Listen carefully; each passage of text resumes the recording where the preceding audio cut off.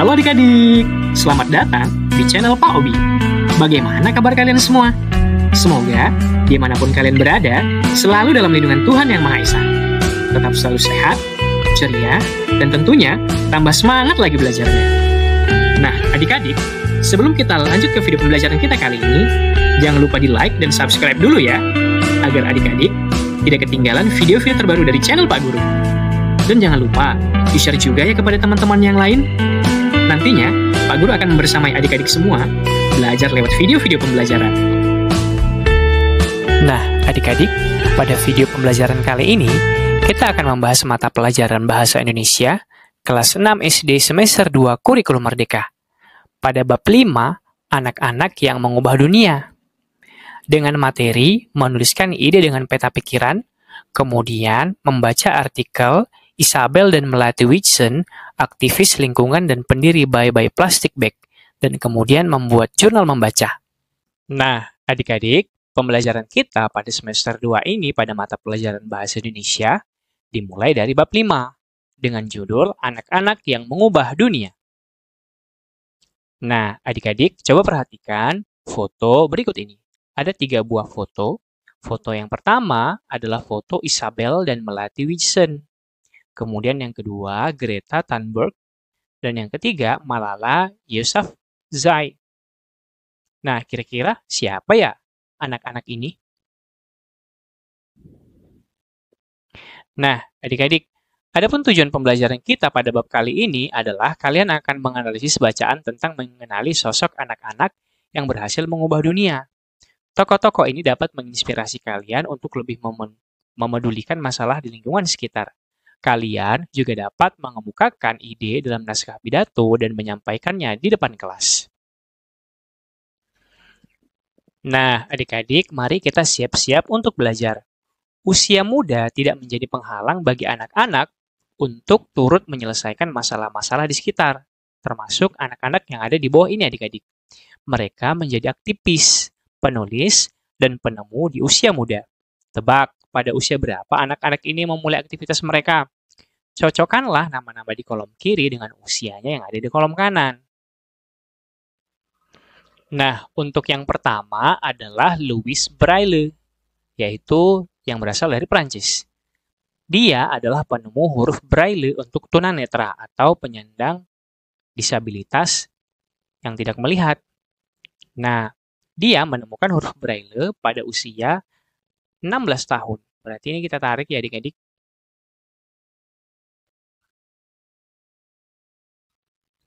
Kemudian yang kedua, Anne Frank, yang berasal dari Jerman. Dia adalah penulis diari yang mengabarkan kekejaman perang. Nah, Anne Frank pada saat itu berusia 13 tahun. Kemudian, Malala Yousafzai dari Pakistan. Dia adalah seorang aktivis pendidikan. Dan pada saat itu, dia berusia 11 tahun. Kemudian, Melati dan Isabel Whitson yang berasal dari Indonesia. Mereka adalah pendiri Bye Bye Plastic Bag. Pada saat itu, mereka berusia 10 dan 12 tahun. Kemudian ada Greta Thunberg yang berasal dari Swedia, merupakan pelopor gerakan jeda untuk iklim. Pada saat itu, dia berusia 15 tahun. Kemudian yang terakhir adalah William Kamkwamba, yaitu dari Malawi, pencipta turbin angin dari barang, bekas sebagai sumber listrik di desanya. Pada saat itu, dia berusia 14 tahun. Nah, adik-adik, mari kita melakukan kegiatan membaca, memeriksa, dan mendiskusikan foto. Perhatikan 2 foto berikut ini. Apa yang kalian lihat? Apa perbedaan di antara keduanya? Menurut kalian, adakah masalah yang terlihat di foto kedua? Diskusikan bersama dengan teman-teman, lalu tuliskan dalam buku tulis kalian. Nah, perhatikan adik-adik, ini foto yang pertama adalah pantai yang bersih dan indah. Kemudian foto yang kedua, pantai yang penuh dengan sampah. Nah, silahkan perhatikan kedua foto tersebut, kemudian bandingkan. Kemudian, setelah kalian melihat kedua foto tersebut dan membandingkannya, coba kalian rasakan. Apa yang kalian rasakan jika kalian berada di pantai yang bersih dan indah? Kemudian, apa yang akan kalian rasakan apabila berada di pantai yang penuh dengan sampah? Nah, adik-adik, kita masuk pada kegiatan selanjutnya, yaitu kegiatan menulis, yaitu menuliskan ide dengan peta pikiran. Nah, bagaimana cara memecahkan masalah pantai yang penuh dengan sampah ya? Tuliskan ide-ide kalian di peta pikiran berikut. Kalian juga boleh melengkapi isi ide kalian dengan gambar. Nah, peta pikiran ini adalah untuk memecahkan masalah pantai yang penuh dengan sampah. Nah, kira-kira apa yang dapat kalian lakukan untuk mengatasi pantai yang penuh dengan sampah? Misalnya, seperti yang ini yang pertama, menyediakan tempat sampah. Kemudian yang kedua, bisa dengan mendenda orang yang membuang sampah sembarangan. Kemudian, bisa juga yang ketiga, melakukan gotong royong. Gotong royong untuk membersihkan sampah atau mengikuti kegiatan sosial untuk membersihkan sampah yang ada di pantai dan laut. Kemudian, bisa juga yang keempat, melakukan kegiatan sosialisasi, yaitu mensosialisasikan dampak negatif sampah terhadap ekosistem. Sosialisasi dampak negatif sampah pada ekosistem laut dan pantai. Kemudian bisa juga yang kelima adalah bisa melakukan kegiatan daur ulang. Daur ulang atau bisa juga menggunakan teknologi. Menggunakan teknologi untuk mengolah sampah.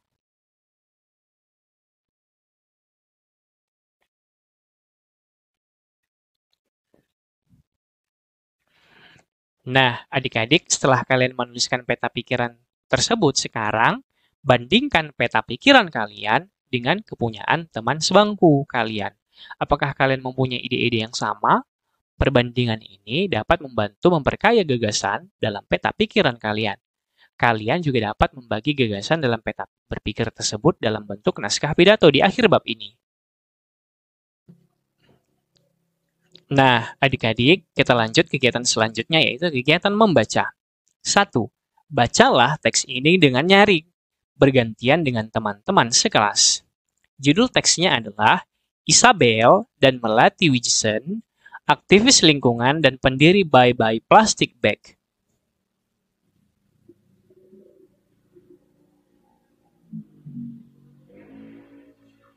Melati dan Isabel yang berusia 12 dan 10 tahun adalah kakak adik dari Pulau Bali. Sejak kecil, mereka suka berpetualang, seperti bersepeda ke daerah-daerah pedesaan.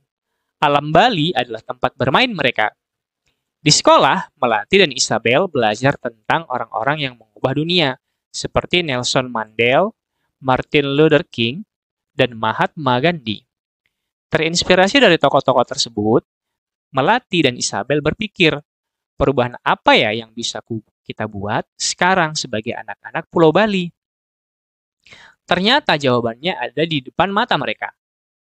Di pantai, Melati sering melihat tumpukan sampah plastik. Ketika bersepeda, Isabel selalu melihat sampah plastik bertebaran. Mereka sadar bahwa tempat bermain mereka yang indah semakin kotor. Dan waktunya untuk mereka berkata, cukup. Melati dan Isabel tahu mereka harus berjuang untuk membuat Pulau Bali bebas dari sampah plastik. Gerakan ini mereka namakan Bye Bye Plastic Bag. Mereka pun membuat petisi untuk mengurangi sampah plastik. Selain petisi, mereka juga ingin mendorong Gubernur Bali untuk membuat peraturan yang melarang kantong plastik. Banyak orang meremehkan Melati dan Isabel karena mereka masih anak-anak. Melati dan Isabel kembali ingat pelajaran mengenai Mahatma Gandhi yang melakukan mogok makan atau puasa untuk mendorong perubahan. Mengikuti kegigihan Gandhi, Melati dan Isabel berjuang keras agar Gubernur Bali mau bertemu dengan mereka. Setelah mogok makan selama 24 jam, Gubernur Bali akhirnya bersedia menemui Melati dan Isabel. Pertemuan ini membuka banyak pintu agar Bye-Bye Plastic Bag dapat bekerja sama dengan berbagai cabang pemerintahan. Selama 6 tahun, Melati dan Isabel juga berjuang bersama-sama banyak orang dan media. Akhirnya pada 2019, Bali menyatakan larangannya terhadap plastik sekali pakai. Melati dan Isabel pun diundang ke United Nations CED Talk dan mendapatkan berbagai penghargaan termasuk gelar anak remaja paling berpengaruh oleh Forbes, Times, dan CNN. Melati dan Isabel menunjukkan bahwa usia bukanlah masalah. Semakin lama, gerakan Bye-Bye Plastic Bag menjadi semakin besar dan tersebar ke seluruh dunia. Kami, anak-anak, mungkin hanya 25% populasi dunia. Tetapi kami adalah 100% masa depan. Wah, ceritanya sangat menginspirasi sekali adik-adik walaupun mereka anak-anak yang berusia 12 dan 10 tahun, tetapi mereka bisa merubah pandangan seluruh masyarakat yang ada di Bali. Mereka terinspirasi dari Mahatma Gandhi. Nah, kalau kalian penasaran dengan Mahatma Gandhi, kalian bisa mencari cerita Mahatma Gandhi di Google secara searching atau di media-media lain. Nah, adik-adik, setelah membaca teks tadi, adakah kata-kata sulit yang belum kalian pahami? Gunakan kamus untuk mencari kata-kata berikut ini. Tulislah dalam buku kalian. Ada berpetualang, ada petisi, sekali pakai, terinspirasi, meremehkan, berpengaruh, gerakan, mogok makan, penghargaan. Nah, berikut ini sudah Pak Guru rangkum arti dari kata-kata tersebut. Yang pertama adalah bertualang. Bertualang artinya selalu pergi kemana-mana atau tidak suka tinggal di rumah. Kemudian yang kedua ada petisi, yaitu permohonan resmi kepada pemerintah bisa dalam bentuk surat. Kemudian sekali pakai, yaitu hanya digunakan satu kali kemudian menjadi sampah. Contohnya misalnya adalah kantong plastik. Kemudian terinspirasi, atau bisa juga diartikan sebagai terilhami, atau terinspirasi, atau terimajinasi. Kemudian meremehkan, yang artinya menganggap tidak penting, tidak berharga, dan menganggap kecil. Kemudian berpengaruh, artinya yang berkuasa atau mempunyai pengaruh. Kemudian gerakan, yaitu artinya pergerakan, usaha, atau kegiatan dalam lapangan sosial atau politik dan sebagainya. Kemudian ada mogok makan yang artinya tidak mau makan sebagai protes dan sebagainya. Kemudian penghargaan yang artinya tanda penghormatan. Nah, adik-adik, untuk lebih memahami bacaan dan untuk menguji pemahamanmu, jawablah pertanyaan-pertanyaan berikut ini. Pertanyaan nomor 1. Siapakah Isabel dan Melati Wijsen? Nah, Isabel dan Melati Wijsen adalah kakak beradik aktivis lingkungan yang menjadi pendiri Bye-Bye Plastic Bag. Kemudian, pertanyaan yang kedua, di mana kedua bersaudara ini tinggal? Nah, kedua bersaudara ini tinggal di Bali. Kemudian, pertanyaan yang ketiga, siapa tokoh-tokoh dunia yang menginspirasi Isabel dan Melati? Tokoh-tokoh dunia yang menginspirasi mereka berdua antara lain Nelson Mandela, Martin Luther King, dan Mahatma Gandhi. Pertanyaan nomor 4. Apa masalah yang dihadapi oleh Isabel dan Melati? Nah, masalah yang sering dihadapi oleh Melati dan Isabel adalah selalu melihat sampah plastik bertebaran pada saat mereka sedang berpetualang. Mereka sadar tempat bermain mereka sudah mulai banyak sampah. Nah, adik-adik kita lanjutkan lagi untuk pertanyaan nomor 5. Apa yang mereka lakukan untuk memecahkan masalah tersebut? Untuk memecahkan masalah tersebut, mereka membuat gerakan Bye-Bye Plastic Bag. Untuk pertanyaan nomor 6. Mengapa banyak orang meremehkan usaha Isabel dan Melati? Banyak orang meremehkan usaha Melati dan Isabel karena mereka masih anak-anak. Kemudian, pertanyaan nomor 7. Apakah usaha Isabel dan Melati akhirnya berhasil? Bagaimana caranya?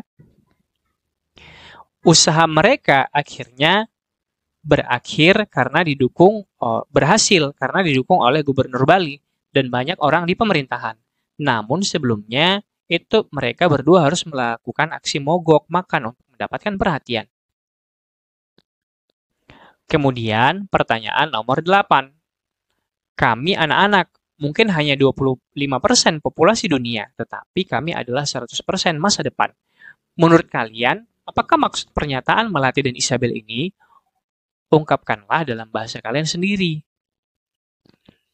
Nah, maksud dari ungkapan itu adalah bahwa anak-anak adalah pihak yang patut diperhitungkan karena anak-anak adalah generasi penentu atau pemimpin pada masa depan. Adik-adik, mari berdiskusi, menyampaikan pendapat. Apa pendapat kalian tentang usaha yang dilakukan Isabel dan Melati? Nah, sekarang kalian akan mencermati pernyataan dalam tabel berikut ini yang sesuai dengan teks Isabel dan Melati Whitson. Kemukakan gagasanmu dengan menunjukkan bagian teks yang mendukung. Diskusikan bersama dengan teman sebangku, lalu kemudian pendapat kalian di kelas.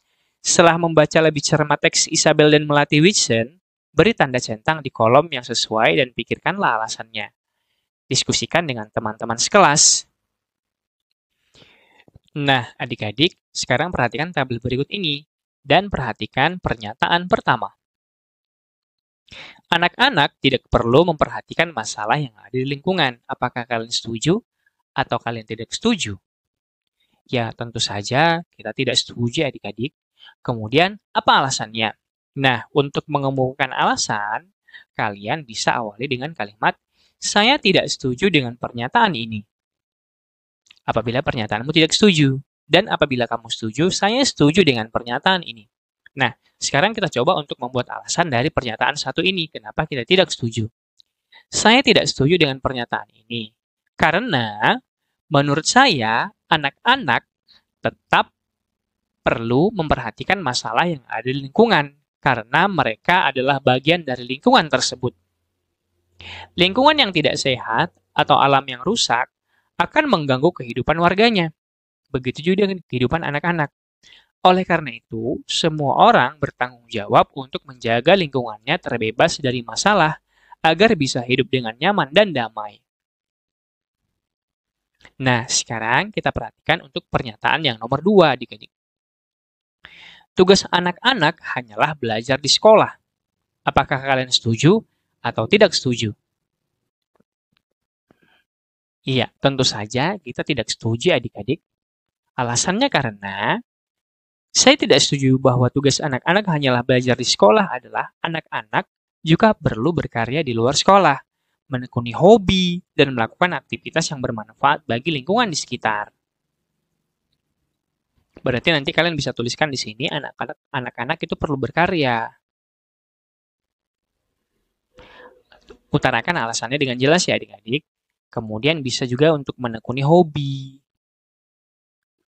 dan melakukan aktivitas yang bermanfaat bagi lingkungan sekitar dan tidak hanya belajar di sekolah saja adik-adik. Kita lanjutkan lagi untuk pernyataan nomor 3. Saya tetap akan menggunakan plastik sebagai sekali pakai karena murah dan praktis. Apakah kalian setuju atau tidak setuju? Ya, tentu saja seharusnya kita tidak setuju adik-adik, walaupun masih banyak dari kita yang masih menggunakan plastik sekali pakai. Tetapi sebaiknya plastik sekali pakai sudah harus kita tinggalkan. Nah, saya tidak akan menggunakan plastik sekali pakai lagi meskipun murah dan praktis karena sampah dari plastik ini tidak bisa diurai dalam waktu puluhan tahun dan hanya akan mencemari lingkungan tempat tinggal kita. Tambah lagi, sampah plastik yang terbuang di lautan bisa berbahaya untuk hewan-hewan laut jika mereka terbelit, tercekik, atau memakan sampah ini adik-adik. Nah, kita lanjut lagi untuk pernyataan nomor 4. Mogok makan tidak baik untuk kesehatan. Apakah kalian setuju atau tidak setuju? Mogok makan tidak baik untuk kesehatan, tentu saja kita setuju adik-adik. Karena apa? Mogok makan tidak baik untuk kesehatan karena akan mempengaruhi metabolisme tubuh. Tanpa asupan makanan dan gizi yang cukup, tubuh akan kekurangan tenaga untuk beraktivitas dengan baik. Jika mogok makan dilakukan dalam jangka waktu yang lama, akibatnya akan fatal untuk kesehatan. Nah, yang dilakukan oleh teman kita tadi, Isabel dan Melati, adalah kegiatan untuk mendapatkan perhatian dari Gubernur Bali pada saat itu. Tetapi pada dasarnya, kegiatan mogok makan tidak baik untuk dilakukan. Kemudian kita lanjutkan lagi untuk pernyataan nomor 5. Anak-anak bisa menginspirasi warga dunia untuk melakukan perubahan. Apakah kalian setuju atau tidak setuju? Ya, tentu saja setuju adik-adik, seperti teman kita tadi, Isabel dan Melati. Nah, alasannya bisa kalian tuliskan, saya setuju dengan pernyataan tersebut. Anak-anak bisa menginspirasi warga dunia untuk melakukan perubahan, karena inspirasi tidak ditentukan oleh usia namun oleh aksi nyata. Siapapun bisa menginspirasi orang lain tanpa peduli dia tua atau muda, asalkan aksi nyata dan menghasilkan perubahan untuk lingkungan sekitarnya. Nah, adik-adik, kegiatan selanjutnya adalah jurnal membaca. Bacaan tentang Melati dan Isabel di atas diambil dari buku biografi adik-adik. Buku biografi adalah buku non-fiksi yang mengisahkan kehidupan seorang tokoh. Siapa tokoh favoritmu? Apakah kalian pernah membaca buku biografinya? Dalam 1 bulan ke depan, coba pilih dan baca 1 buku biografi tokoh. Setelah menyelesaikan bacaan di waktu luang, catat data buku yang kalian baca dan kesan yang kalian rasakan di jurnal bacaan ini. Buku biografi bisa kalian pinjam dari perpustakaan sekolah, perpustakaan kota, atau aplikasi iPusnas. Kalian juga bisa membeli buku cetak di toko buku kesayangan, atau membeli buku elektroniknya di aplikasi ponsel. Nah, adik-adik, ini adalah contoh jurnal membaca. Nanti kalian silahkan tuliskan nama, kemudian kelas kalian, judul buku yang kalian baca, pengarang, penerbit, jumlah halaman, dan tanggal membaca dari tanggal berapa sampai tanggal berapa. Nama tokoh yang ada dibahas di dalam buku ini. Kemudian sifat-sifat tokoh dalam buku ini. Apa yang dilakukan tokoh tersebut? Kesanku mengenai tokoh ini. Nah, nanti coba Pak Guru lampirkan di bawah deskripsi video tentang sebuah buku tentang Sultan Hamengkubuwono ke-9. Nanti silahkan kalian baca dan isi jurnalnya. Nah, adik-adik, berikut ini adalah rekomendasi beberapa buku biografi dan juga link untuk bisa kalian mendownload. Seperti yang pertama, Bung Sultan Raja Pejuang Republik Indonesia. Ini buku tentang Sri Sultan Hamengkubuwono ke-9. Kemudian yang kedua, Wahidin Sudiro Husodo, Sang Dokter Bangsa. Kemudian ada yang ketiga, Mata Air Keteladanan Soekarno Belia. Kemudian pelajaran penting dari Sultan Syarif Kasim. Kemudian ada Lalita 51 Cerita Perempuan Hebat Indonesia. Kemudian ada juga Rudi, Kisah Masa Muda Sang Visioner. Kemudian ada Ayem Malala. Kemudian ada Dear Titi. Kemudian Sokola Rimba. Kemudian ada Panggil Aku Kartini Saja. Apabila tidak menemukan buku-buku di perpustakaan atau toko buku daring atau platform Bookshop, boleh membaca buku biografi tokoh lainnya ya adik-adik. Nah, adik-adik, demikianlah video pembelajaran kita pada kali ini. Semoga video ini dapat bermanfaat untuk adik-adik dalam memahami materi kali ini. Dan jangan lupa untuk like, subscribe, dan share kepada teman-teman yang lain. Thanks for watching, see you next time, dan sampai jumpa kembali.